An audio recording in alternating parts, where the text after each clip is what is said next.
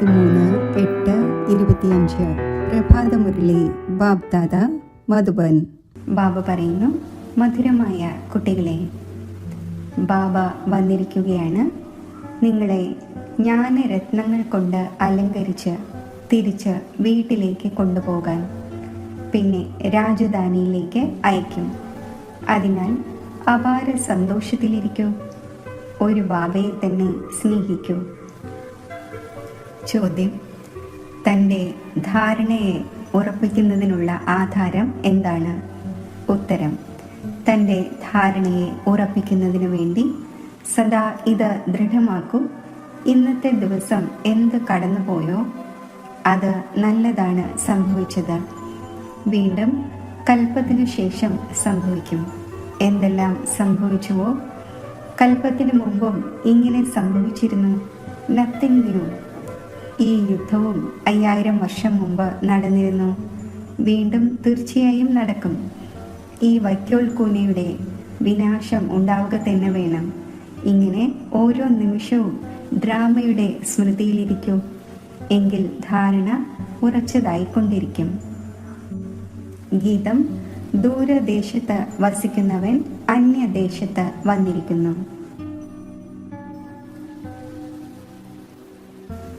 ഓം ശാന്തി. കുട്ടികൾ മുൻപും ദൂരദേശത്ത് നിന്നും അന്യദേശത്തേക്ക് വന്നിട്ടുണ്ട്. ഇപ്പോൾ ഈ അന്യദേശത്തിൽ ദുഃഖമാണുള്ളത്. അതിനാലാണ് തൻ്റെ ദേശമാകുന്ന വീട്ടിലേക്ക് കൊണ്ടുപോകൂ എന്ന് വിളിക്കുന്നത്. നിങ്ങളുടെ വിളിയാണല്ലോ. വളരെ കാലമായി ഓർമ്മിച്ച് വരികയായിരുന്നു. അതിനാൽ ബാബയും സന്തോഷത്തോടെ വരുന്നു. അറിയുന്നുണ്ട്, ഞാൻ പോകുന്നത് കുട്ടികളുടെ അടുക്കലേക്കാണ്. ഏത് കുട്ടികളാണോ കാമചിതയിലിരുന്ന് കത്തിപ്പോയത് അവരെ തൻ്റെ വീട്ടിലേക്കും കൊണ്ടുപോകട്ടെ, പിന്നെ രാജധാനിയിലും അയക്കട്ടെ. അതിനുവേണ്ടി ജ്ഞാനത്തിൻ്റെ അലങ്കാരവും ചെയ്യട്ടെ. കുട്ടികൾക്കും ബാബയേക്കാൾ കൂടുതൽ സന്തോഷമുണ്ടാകേണ്ടതാണ്. ബാബ വന്നിരിക്കെ ബാബയുടേതായി മാറേണ്ടതാണ്. ആ ഒന്നിനെ വളരെയധികം സ്നേഹിക്കേണ്ടതാണ്. ബാബ ദിവസവും മനസ്സിലാക്കിച്ചു തരുന്നു. ആത്മാവാണല്ലോ സംസാരിക്കുന്നത്. ബാബ 5000 വർഷത്തിനു ശേഷം ഡ്രാമ അനുസരിച്ച് അങ്ങ് വന്നിരിക്കുന്നു. നമുക്ക് വളരെയധികം സന്തോഷത്തിൻ്റെ ഖജനാവ് ലഭിച്ചുകൊണ്ടിരിക്കുന്നു. ബാബ അങ്ങ് നമ്മുടെ സഞ്ചി നിറച്ചുകൊണ്ടിരിക്കുന്നു. നമ്മെ നമ്മുടെ വീടാകുന്ന ശാന്തിധാമത്തിലേക്ക് കൊണ്ടുപോകുന്നു. പിന്നെ രാജധാനിയിലേക്ക് അയക്കും. എത്ര അപാര സന്തോഷം ഉണ്ടാകേണ്ടതാണ്. ബാബ പറയുന്നു, എനിക്ക് ഈ അന്യ രാജധാനിയിൽ തന്നെയാണ് വരേണ്ടത്. ബാബയുടേത് വളരെ മധുരവും വണ്ടർഫുള്ളും ആയ പാർട്ടാണ്. പ്രത്യേകിച്ച് ഈ അന്യദേശത്തിൽ വന്നിരിക്കുമ്പോൾ ഈ കാര്യങ്ങൾ നിങ്ങൾ ഇപ്പോൾ തന്നെയാണ് മനസ്സിലാക്കുന്നത്. പിന്നീട് ഈ ജ്ഞാനം പ്രായലോപമാകുന്നു. അവിടെ ആവശ്യം തന്നെ ഉണ്ടായിരിക്കുന്നില്ല. ബാബ പറയുന്നു, നിങ്ങൾ എത്ര അവിവേകികൾ ആയിപ്പോയി. ഡ്രാമയുടെ ആക്ടർ ആയിരുന്നിട്ടും ബാബയെ അറിയുന്നില്ല. ചെയ്യുന്നവനും ചെയ്യിപ്പിക്കുന്നവനുമായ ബാബ എന്താണ് ചെയ്യുന്നത്, എന്താണ് ചെയ്യിക്കുന്നത് എന്നത് മറന്നുപോയി. മുഴുവൻ പഴയ ലോകത്തെയും ഹെവൻ ആക്കി മാറ്റുവാൻ വരുന്നു. ജ്ഞാനവും നൽകുന്നു. ആ ഒന്ന് ജ്ഞാനത്തിൻ്റെ സാഗരമാണ്. അപ്പോൾ തീർച്ചയായും ജ്ഞാനം നൽകുന്നതിൻ്റെ കർത്തവ്യം ചെയ്യുമല്ലോ. പിന്നെ നിങ്ങളെക്കൊണ്ട് ചെയ്യിക്കുന്നുമുണ്ട്. മറ്റുള്ളവർക്കും സന്ദേശം നൽകൂ. ബാബ എല്ലാവർക്കും വേണ്ടിയാണ് പറയുന്നത്. ഇപ്പോൾ ദേഹത്തിൻ്റെ ബോധം ഉപേക്ഷിച്ച് എന്നെ ഓർമ്മിക്കൂ. എങ്കിൽ വികർമ്മം വിനാശമാകും. ഞാൻ ശ്രീമത്ത് നൽകുന്നു. എല്ലാവരും പാപാത്മാക്കളാണ്. ഈ സമയം മുഴുവൻ വൃക്ഷവും തമോ പ്രധാനമാണ്. ജീർണിച്ച അവസ്ഥ പ്രാപിച്ചിരിക്കുന്നു. ഇതുപോലെ മുളങ്കാടിന് തീ പിടിക്കുമ്പോൾ പൂർണ്ണമായും കത്തി നശിക്കുന്നു. കാട്ടിൽ തീ അണയ്ക്കുവാനായി ജലം എവിടെ നിന്ന് വരും? ഈ പഴയ ലോകത്തിന് തീ പിടിക്കും. ബാബ പറയുന്നു നത്തിങ് ന്യൂ. ബാബ നല്ല നല്ല പോയിന്റ്സ് നൽകിക്കൊണ്ടിരിക്കുന്നു. അത് നോട്ട് ചെയ്യേണ്ടത് ആവശ്യമാണ്. ബാബ മനസ്സിലാക്കിച്ചു തന്നു, മറ്റ് ധർമ്മസ്ഥാപകർ കേവലം തൻ്റെ ധർമ്മം സ്ഥാപിക്കുവാനാണ് വരുന്നത്. അവരെ സന്ദേശവാഹകർ എന്നോ മെസ്സഞ്ചർ എന്നോ പറയുവാൻ സാധിക്കില്ല. ഇതും വളരെ യുക്തിയോടെ എഴുതണം. ശിവ് ബാബ കുട്ടികൾക്ക് മനസ്സിലാക്കിച്ചു തന്നുകൊണ്ടിരിക്കുന്നു, കുട്ടികളെ എല്ലാവരും ബ്രദേഴ്സാണ്. അതിനാൽ ഓരോ ചിത്രത്തിലും എഴുതുന്ന ഓരോന്നിലും ഇത് തീർച്ചയായും എഴുതണം. ശിവ് ബാബ ഇങ്ങനെ മനസ്സിലാക്കിച്ചു തരുന്നു എന്ന്. ബാബ പറയുന്നു, കുട്ടികളെ, ഞാൻ വന്ന സത്യയോഗി ആദി സനാതന ദേവി ദേവതാ ധർമ്മം സ്ഥാപിക്കുന്നു. അതിൽ 100% സുഖം, ശാന്തി, പവിത്രത എല്ലാമുണ്ട്. അതിനാൽ അതിനെ ഹെവൻ എന്ന് പറയുന്നു. അവിടെ ദുഃഖത്തിൻ്റെ പേരില്ല. ബാക്കി എന്തെല്ലാം ധർമ്മമുണ്ടോ അവ എല്ലാത്തിൻ്റെയും വിനാശം ചെയ്യിക്കുന്നതിന് നിമിത്തമാകുന്നു. സത്യയുഗത്തിൽ ഉണ്ടായിരിക്കുന്നത് തന്നെ ഒരു ധർമ്മമാണ്. അത് പുതിയ ലോകമാണ്. പഴയ ലോകത്തെ ഇല്ലായ്മ ചെയ്യിക്കുന്നു. ഇങ്ങനെയുള്ള തൊഴിൽ ആരും തന്നെ ചെയ്യുന്നില്ല. ശങ്കറിലൂടെ വിനാശം എന്ന് പറയുന്നു. വിഷ്ണുവും ലക്ഷ്മി നാരായണൻ തന്നെയാണ്. പ്രജാപിത ബ്രഹ്മാവും ഇവിടെയാണുള്ളത്. ഇദ്ദേഹം പതീതത്തിൽ നിന്നും പാവനമായ ഫരിഷ്തയാകുന്നു. അതിനാൽ പിന്നെ ബ്രഹ്മ ദേവത എന്ന് പറയുന്നു. ആ ഒന്നിലൂടെ ദേവി ദേവതാ ധർമ്മം സ്ഥാപിതമാകുന്നു. ഈ ബാബയും ദേവി ദേവതാ ധർമ്മത്തിലെ ആദ്യത്തെ പ്രിൻസ് ആകുന്നു. അപ്പോൾ ബ്രഹ്മാവിലൂടെ സ്ഥാപന, ശങ്കറിലൂടെ വിനാശം. ചിത്രം കൊടുക്കേണ്ടി വരുമല്ലോ. മനസ്സിലാക്കിച്ചു കൊടുക്കാനാണ് ഈ ചിത്രം ഉണ്ടാക്കിയിരിക്കുന്നത്. ഇതിൻ്റെ അർത്ഥം ആർക്കും തന്നെ അറിയില്ല. സ്വദർശന ചക്രധാരിയെക്കുറിച്ചും മനസ്സിലാക്കിച്ചു തന്നു. പരംപിത പരമാത്മാ സൃഷ്ടിയുടെ ആദി മധ്യ അന്ത്യത്തെ അറിയുന്നു. ആ ഒന്നിൽ മുഴുവൻ ജ്ഞാനവുമുണ്ട്. അപ്പോൾ സ്വദർശന ചക്രധാരി ആയല്ലോ. അറിയുന്നു, ഞാൻ തന്നെയാണ് ഈ ജ്ഞാനം കേൾപ്പിക്കുന്നത്. എനിക്ക് കമലപുഷ്പ സമാനമാകണം എന്ന് ബാബ പറയില്ല. സത്യയുഗത്തിൽ നിങ്ങളാണ് കമലപുഷ്പ സമാനം ഇരിക്കുന്നത്. സന്യാസിമാരെ കുറിച്ച് ഇങ്ങനെ പറയില്ല. അവരാകട്ടെ കാട്ടിലേക്ക് പോകുന്നു. ബാബയും പറയുന്നു, ആദ്യം അവർ പവിത്രവും സദോപ്രധാനവുമാണ്. ഭാരതത്തെ താങ്ങി നിർത്തുന്നു പവിത്രതയുടെ ബലത്തിലൂടെ. ഭാരതം പോലെ പവിത്രമായ ദേശം ഇനിയൊന്ന് ഉണ്ടായിരിക്കുന്നില്ല. ഏതുപോലെ ബാബയ്ക്ക് മഹിമയുണ്ടോ അതേപോലെ ഭാരതത്തിനും മഹിമയുണ്ട്. ഭാരതം ഹെവനായിരുന്നു. ഈ ലക്ഷ്മി നാരായണന്മാർ രാജ്യം ഭരിച്ചിരുന്നു. പിന്നീട് എവിടെ പോയി? ഇത് ഇപ്പോൾ നിങ്ങൾ അറിയുന്നു. മറ്റാരുടെയും ബുദ്ധിയിൽ ഉണ്ടായിരിക്കുകയില്ല. ഈ ദേവതമാർ തന്നെയാണ് 84 ജന്മമെടുത്ത് വീണ്ടും പൂജാരിയാകുന്നത്. ഇപ്പോൾ നിങ്ങൾക്ക് മുഴുവൻ ജ്ഞാനവുമുണ്ട്. നമ്മൾ ഇപ്പോൾ പൂജ്യ ദേവീദേവന്മാരാകുന്നു. പിന്നെ പൂജാരി മനുഷ്യരാകുന്നു. മനുഷ്യർ തന്നെയാണ്. ഈ പലതരത്തിലുള്ള ചിത്രങ്ങൾ ഉണ്ടാക്കുന്നത് പോലെ ഒരു മനുഷ്യനും ഉണ്ടായിരിക്കുന്നില്ല. ഇതെല്ലാം ഭക്തി മാർഗത്തിലെ അനേകം ചിത്രങ്ങളാണ്. നിങ്ങളുടെ ജ്ഞാനമാണെങ്കിൽ ഗുപ്തമാണ്. ഈ ജ്ഞാനം എല്ലാവരും സ്വീകരിക്കുകയില്ല. ആര് ഈ ദേവീ ദേവതാ ധർമ്മത്തിലെ ഇലകളായിരിക്കുന്നുവോ അവരാണ് സ്വീകരിക്കുന്നത്. ബാക്കി ആരാണോ മറ്റുള്ളവരെ മാനിക്കുന്നത് അവർ കേൾക്കുകയില്ല. ആരാണോ ശിവന്റെയും ദേവതമാരുടെയും ഭക്തി ചെയ്യുന്നത് അവർ വരും. ആദ്യം എൻ്റെയും പൂജ ചെയ്യുന്നു. പിന്നെ പൂജാരിയായി സ്വന്തം പൂജയും ചെയ്യുന്നു. അതിനാൽ ഇപ്പോൾ സന്തോഷമുണ്ടാകുന്നു. പൂജ്യരിൽ നിന്നും പൂജാരിയായ നമ്മൾ ഇപ്പോൾ വീണ്ടും പൂജ്യരാകുന്നു. എത്ര സന്തോഷങ്ങൾ ആഘോഷിക്കുന്നു. ഇവിടെയാകട്ടെ അല്പകാലത്തേക്ക് സന്തോഷം ആഘോഷിക്കുന്നു. അവിടെയാണെങ്കിൽ നിങ്ങൾ സദാ സന്തോഷത്തിലിരിക്കുന്നു. ദീപമാലയും മറ്റും ലക്ഷ്മിയെ വിളിക്കുന്നതിന് വേണ്ടിയല്ല നടക്കുന്നത്. ദീപമാല നടക്കുന്നത് കിരീടധാരണത്തിനാണ്. ബാക്കി ഈ സമയത്ത് ഏത് ഉത്സവം ആഘോഷിക്കുന്നുവോ അത് അവിടെ ഉണ്ടായിരിക്കുന്നില്ല. അവിടെയാണെങ്കിൽ സുഖം തന്നെ സുഖമാണ്. ഈ ഒരേ ഒരു സമയത്താണ് നിങ്ങൾ ആദ്യ മധ്യ അന്ത്യത്തെ അറിയുന്നത്. ഈ പോയിന്റ്സ് എല്ലാം എഴുതണം. സന്യാസിമാരുടേത് ഹഠയോഗമാണ്. ഇതാണ് രാജയോഗം.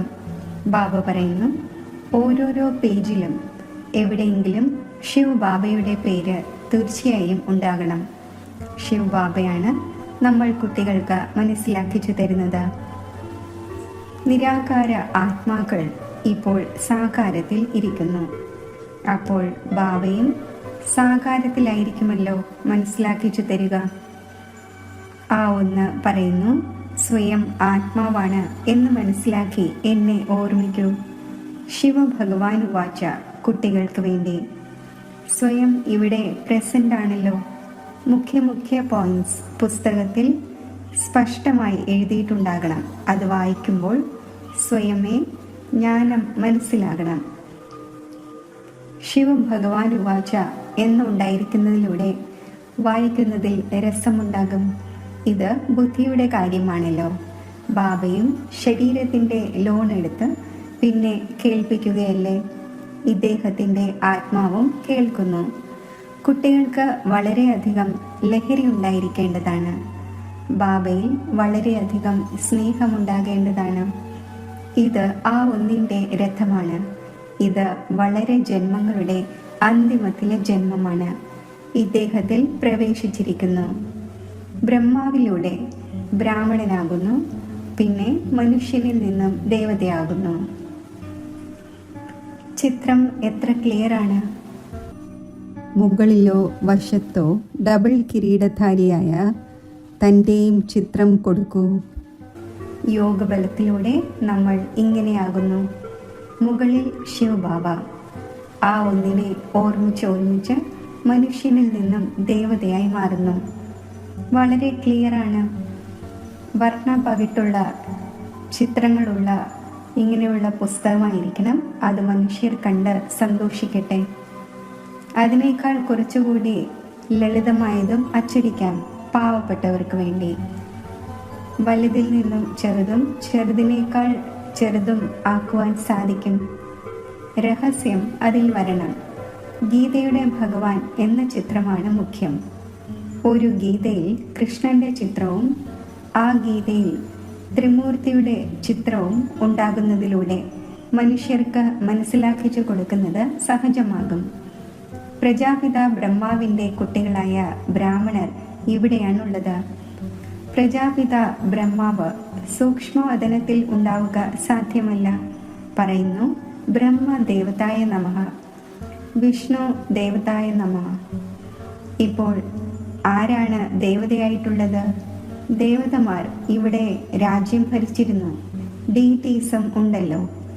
അപ്പോൾ ഇതെല്ലാം നല്ല രീതിയിൽ മനസ്സിലാക്കിച്ചു കൊടുക്കേണ്ടി വരുന്നു.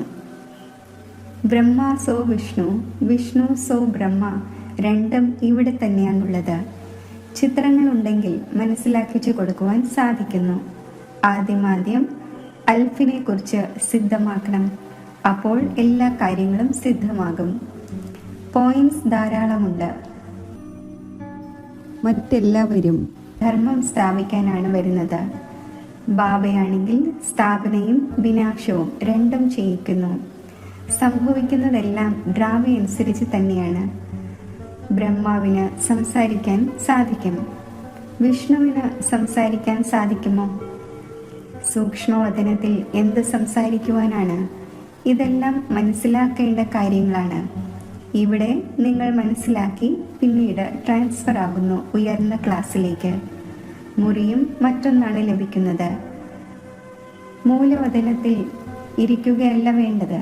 വീണ്ടും അവിടെ നിന്ന് നമ്പർ വാറായി വരേണ്ടതുണ്ട്. ഏറ്റവും ആദ്യത്തെ മുഖ്യമായ കാര്യം ഒന്ന് തന്നെയാണ്. അതിന് മേൽ ഊന്നൽ നൽകേണ്ടതാണ്. കഴിഞ്ഞ കൽപ്പത്തിലും ഇങ്ങനെ ഉണ്ടായിരുന്നു. ഈ സെമിനാറും മറ്റും ഇതേപോലെ തന്നെ കഴിഞ്ഞ കൽപ്പത്തിലും ഉണ്ടായിരുന്നു. ഇങ്ങനെയുള്ള പോയിന്റ്സ് വന്നിരുന്നു.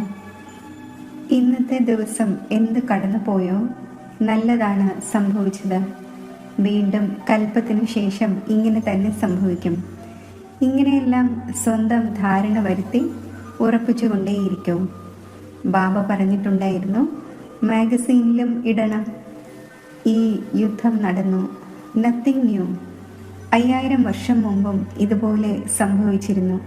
ഈ കാര്യങ്ങൾ നിങ്ങൾ തന്നെയാണ് മനസ്സിലാക്കുന്നത്. പുറത്തുള്ളവർക്ക് മനസ്സിലാക്കുവാൻ സാധിക്കില്ല. കേവലം പറയും, കാര്യങ്ങൾ വണ്ടർഫുള്ളാണ്. ശരി, എപ്പോഴെങ്കിലും പോയി മനസ്സിലാക്കും. വാച കുട്ടികളെ പ്രതി ഇങ്ങനെയുള്ള വാക്കുകൾ ഉണ്ടായിരുന്നാൽ വന്ന് മനസ്സിലാക്കുകയും ചെയ്യും. പേര് എഴുതിയിരിക്കുന്നത് പ്രജാപിത ബ്രഹ്മകുമാർ കുമാരിമാർ എന്നാണ്. പ്രജാപിത ബ്രഹ്മാവിലൂടെയാണ് ബ്രാഹ്മണരെ രചിക്കുന്നത്.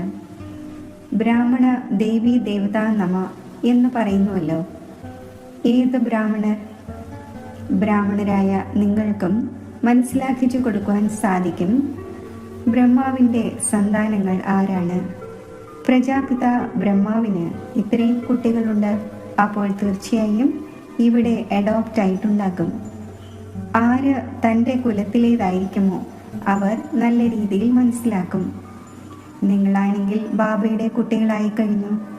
ബാബ ബ്രഹ്മാവിനെയും അഡോപ്റ്റ് ചെയ്യുന്നു. ഇല്ലെങ്കിൽ പിന്നെ ശരീരമുള്ള ഒന്ന് എവിടെ നിന്നും വരാനാണ്? ബ്രാഹ്മണർ ഈ കാര്യങ്ങൾ മനസ്സിലാക്കും. സന്യാസിമാർ മനസ്സിലാക്കില്ല. അജ്മീറിൽ ബ്രാഹ്മണരുണ്ട്. ഹരിദ്വാറിൽ സന്യാസിമാരാണുള്ളത്. വഴികാട്ടികൾ ബ്രാഹ്മണരായിരിക്കും. എന്നാൽ അവരാകട്ടെ വിശപ്പുള്ളവരാണ്, അതായത് ആർത്തിയുള്ളവരാണ്. പറയൂ, നിങ്ങൾ ഇപ്പോൾ സ്ഥൂലമായ വഴികാട്ടികളാണ്. ഇപ്പോൾ ആത്മീയ വഴികാട്ടിയാകൂ. നിങ്ങളുടെയും പേര് പണ്ഡ, അതായത് വഴികാട്ടി എന്നാണ്.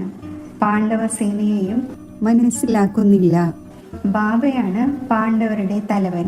പറയുന്നു, അല്ലയോ കുട്ടികളെ, എന്നെ മാത്രം ഓർമ്മിക്കൂ, എങ്കിൽ വികർമ്മം വിനാശമാകും. തൻ്റെ വീട്ടിലേക്ക് പോവുകയും ചെയ്യും. പിന്നെ അമരപുരിയിലേക്കുള്ള വലിയ യാത്രയുണ്ടാകും. മൂലവതനത്തിലേക്ക് എത്ര വലിയ യാത്രയായിരിക്കും. എല്ലാവരുടെയും എല്ലാ ആത്മാക്കളും പോകും. പ്രാണികളുടെ കൂട്ടം പോകുന്നില്ലേ, അതുപോലെ തേനീച്ചകളുടെ റാണി പറക്കുമ്പോൾ അതിൻ്റെ പിന്നാലെ എല്ലാവരും പായുന്നു. അത്ഭുതമാണല്ലോ. എല്ലാ ആത്മാക്കളും കൊതുകിൻ കൂട്ടത്തെ പോലെ പോകും. ശിവന്റെ ഘോഷയാത്രയുണ്ടല്ലോ. നിങ്ങളെല്ലാവരും വധുക്കളാണ്. വരനായ ഞാൻ വന്നിരിക്കുകയാണ് സർവരെയും കൊണ്ടുപോകാനായി. നിങ്ങൾ മോശമായി പോയി, അതിനാൽ അലങ്കരിച്ച് കൂടെ കൊണ്ടുപോകും. ആര് അലങ്കരിക്കുകയില്ലയോ അവർ ശിക്ഷ അനുഭവിക്കും. പോവുക തന്നെ വേണം. കാശി കൽവേട്ടിലും മനുഷ്യർ മരിക്കുമ്പോൾ സെക്കൻഡിൽ എത്ര ശിക്ഷകളാണ് അനുഭവിക്കുന്നത്.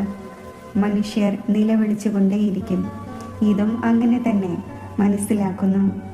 നമ്മൾ ജന്മജന്മാന്തരങ്ങളിലെ ദുഃഖത്തിൻ്റെ ശിക്ഷ അനുഭവിച്ചു കൊണ്ടിരിക്കുന്നു. ആ ദുഃഖത്തിൻ്റെ ഫീലിംഗ് ഇങ്ങനെ ഉണ്ടാകും. ജന്മജന്മാന്തരങ്ങളിലെ പാപങ്ങൾക്കുള്ള ശിക്ഷ ലഭിക്കുകയാണ് എന്ന്. എത്ര ശിക്ഷകൾ അനുഭവിക്കുമോ അത്രയും പദവി കുറഞ്ഞു പോകും. അതിനാൽ ബാബ പറയുന്നു, യോഗബലത്തിലൂടെ കണക്കുകൾ സമാപ്തമാക്കൂ. ഓർമ്മയിലൂടെ ശേഖരിച്ചു കൊണ്ടിരിക്കൂ. നോളജ് ആണെങ്കിൽ വളരെ സഹജമാണ്. ഇപ്പോൾ ഓരോ കർമ്മവും ജ്ഞാനയുക്തമായി ചെയ്യണം. ദാനവും പാത്രമറിഞ്ഞ് നൽകണം. പാപ ആത്മാക്കൾക്ക് കൊടുക്കുകയാണെങ്കിൽ പിന്നെ കൊടുക്കുന്നവർക്കും അതിൻ്റെ പ്രഭാവമുണ്ടാകുന്നു. അവരും പാപാത്മാക്കളായി മാറുന്നു. ആ പൈസയുമായി പോയി വീണ്ടും പാപവും മറ്റും ചെയ്യുന്ന ഇങ്ങനെയുള്ളവർക്ക് ഒരിക്കലും നൽകുവാൻ പാടില്ല. പാപാത്മാക്കൾക്ക് കൊടുക്കുന്നവരാകട്ടെ ലോകത്തിൽ വളരെ പേരിരിക്കുന്നുണ്ട്. ഇപ്പോൾ നിങ്ങൾക്ക് ഇങ്ങനെ ചെയ്യേണ്ടതില്ല. ശരി, മധുരമധുരമായ വളരെ കാലം വേർപിരിഞ്ഞ ശേഷം തിരിച്ചു കിട്ടിയ കുട്ടികൾക്ക് മാതാവും പിതാവുമായ ബാബ്ദാദയുടെ സ്നേഹസ്മരണകൾ. Good morning. ആത്മീയ അച്ഛൻ്റെ ആത്മീയ കുട്ടികൾക്ക് നമസ്തേ. ധാരണയ്ക്കുള്ള മുഖ്യസാരം. ഇപ്പോൾ ഓരോ കർമ്മവും ജ്ഞാനയുക്തമായി ചെയ്യണം. യോഗ്യമായവർക്ക് തന്നെയാണ് ദാനം നൽകേണ്ടത്. പാപാത്മാക്കളുമായി ഇപ്പോൾ ഏതെങ്കിലും ധനത്തിൻ്റെയോ മറ്റോ കൊടുക്കൽ വാങ്ങൽ നടത്തുവാൻ പാടില്ല. യോഗബലത്തിലൂടെ സർവ പഴയ കണക്കുകളും സമാപ്തമാക്കണം. അപാര സന്തോഷത്തിലിരിക്കുന്നതിനായി സ്വയം തന്നോട് സംസാരിക്കണം. ബാബ അങ്ങ് വന്നിരിക്കുകയാണ് നമുക്ക് അപാര സന്തോഷത്തിൻ്റെ ഖജനാവ് നൽകാൻ. താങ്കൾ നമ്മുടെ സഞ്ചി നിറച്ചുകൊണ്ടിരിക്കുന്നു. അങ്ങയോടൊപ്പം ആദ്യം നമ്മൾ ശാന്തിധാമിലേക്ക് പോകും, പിന്നെ തൻ്റെ രാജധാനിയിൽ വരും. വരദാനം. സമസ്യകളെ പരിഹാരത്തിൻ്റെ രൂപത്തിലേക്ക് പരിവർത്തനപ്പെടുത്തുന്ന വിശ്വമംഗളകാരിയായി ഭവിക്കട്ടെ. ഞാൻ വിശ്വമംഗളകാരിയാണ്. ഇപ്പോൾ ഈ ശ്രേഷ്ഠ ഭാവനയുടെയും ശ്രേഷ്ഠ കാമനയുടെയും സംസ്കാരം എമർജ് ചെയ്യൂ. ഈ ശ്രേഷ്ഠ സംസ്കാരത്തിന് മുന്നിൽ പരിധിയുള്ള സംസ്കാരം സ്വതവേ സമാപ്തമാകും. സമസ്യകൾ പരിഹാരത്തിൻ്റെ രൂപത്തിലേക്ക് പരിവർത്തനപ്പെടും. ഇപ്പോൾ യുദ്ധത്തിൽ സമയം പാഴാക്കരുത്, എന്നാൽ വിജയിയുടെ സംസ്കാരം എമർജ് ചെയ്യൂ. ഇപ്പോൾ സർവ്വതും സേവനത്തിൽ വിനിയോഗിക്കൂ. അപ്പോൾ പ്രയത്നത്തിൽ നിന്നും മുക്തമാകും. സമസ്യകളിലേക്ക് പോകുന്നതിന് പകരം ദാനം നൽകൂ, വരദാനം നൽകൂ. അപ്പോൾ സ്വയം തൻ്റെ ഗ്രഹണം സ്വതവേ സമാപ്തമാകും. സ്ലോഗൻ. ആരുടെയെങ്കിലും കുറവും ദൗർബല്യങ്ങളും വർണ്ണിക്കുന്നതിന് പകരം ഗുണസ്വരൂപമാകൂ. ഗുണങ്ങൾ മാത്രം വർണ്ണിക്കൂ. അവ്യക്ത സൂചന. സഹജയോഗി ആകണമെങ്കിൽ പരമാത്മാ സ്നേഹത്തിൻ്റെ അനുഭവിയാകൂ. ബാബയ്ക്ക് കുട്ടികളോട് ഇത്രമാത്രം സ്നേഹമുണ്ട്. അതിനാൽ അമൃതവേള മുതൽ തന്നെ കുട്ടികളുടെ പാലനം ചെയ്യുന്നു. ദിവസത്തിൻ്റെ ആരംഭം തന്നെ എത്ര ശ്രേഷ്ഠമാണ്. സ്വയം ഭഗവാൻ കൂടിക്കാഴ്ച ആഘോഷിക്കുന്നതിനായി വിളിക്കുന്നു. ആത്മീയ സംഭാഷണം നടത്തുന്നു. ശക്തികൾ നിറയ്ക്കുന്നു. ബാബയുടെ സ്നേഹത്തിൻ്റെ ഗീതം താങ്കളെ എഴുന്നേൽപ്പിക്കുന്നു.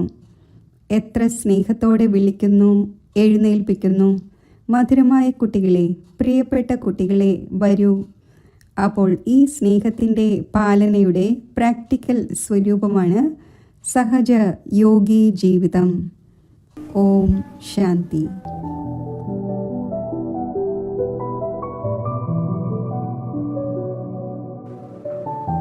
മെഡിറ്റേഷൻ.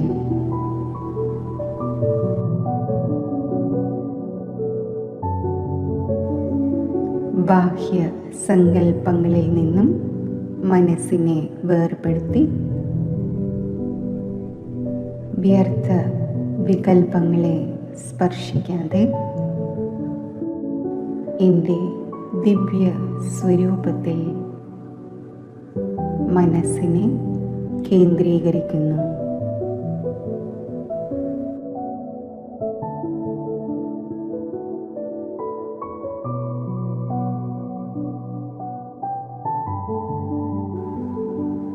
പവിത്ര സ്വരൂപമായി, സഫലതാ നക്ഷത്രമായി മസ്തക സിംഹാസനത്തിൽ ഞാൻ ആത്മാവ് സ്ഥിതി ചെയ്യുന്നു.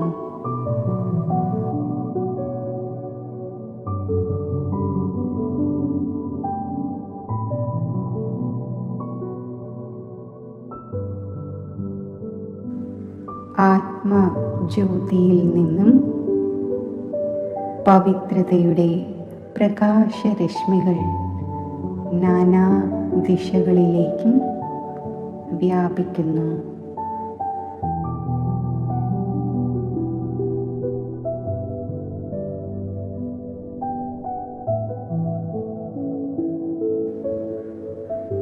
പവിത്ര സ്വരൂപ ആത്മാവായ ഞാൻ ദേഹത്തിൽ നിന്നും ദേഹത്തിൻ്റെ ലോകത്തിൽ നിന്നും ബുദ്ധിബലത്താൽ മാറി പരമധാമമാകുന്ന ജ്യോതിദേശത്തിൽ എത്തിച്ചേരുന്നു.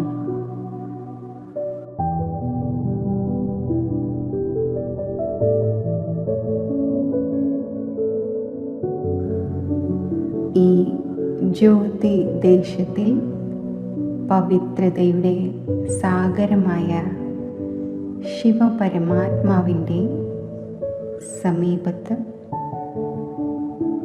സർവമംഗളകാരിയായ ഒന്നിൻ്റെ മാത്രം ഓർമ്മയിൽ ഏകാഗ്രമാകുന്നു.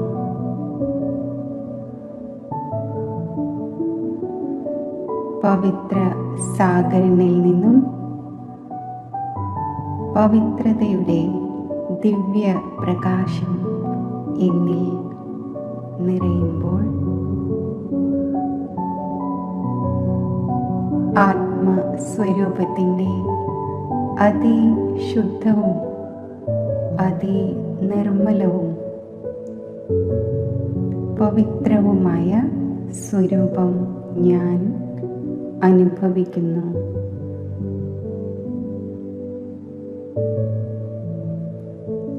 എൻ്റെ സർവശ്രേഷ്ഠവും പവിത്രവുമായ അനാദി സ്വരൂപത്തെ അനുഭവിച്ചറിഞ്ഞതിൻ്റെ ധന്യതയിൽ ഞാൻ സ്ഥിതി ചെയ്യുന്നു.